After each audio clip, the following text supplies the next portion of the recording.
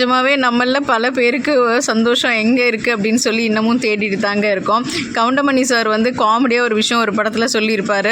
So நான் வந்து சோகமாக இருக்கேன் அப்படின்னா 4 கிலோ அல்வா வாங்கிட்டு போய் என் பொண்டாட்டி கொடுத்து ஆத்தங்கரைக்கு போயிட்டு நான் அவளுக்கு விட்டு அவள் எனக்கு விட்டேன்னு சொல்லி நாங்கள் வந்து இந்த மாதிரி ஜாலியாக பேசிகிட்டு இருப்போம் அப்படின்னு வந்து ஒரு காமெடிக்கு வந்து சொல்லியிருப்பார். அந்த மாதிரி எங்கள் ஃபேமிலி வந்து கொஞ்சம் வந்து நாங்கள் அப்செட்டாக இருக்கோம், இல்லை எங்கேயாவது வீட்டுக்குள்ளே இருக்கிறது ஒரு மாதிரியாக இருக்குது அப்படின்னா இந்த மாதிரி ஏதாவது ஒரு ஸ்பாட்டை தேடி போயிடுறது.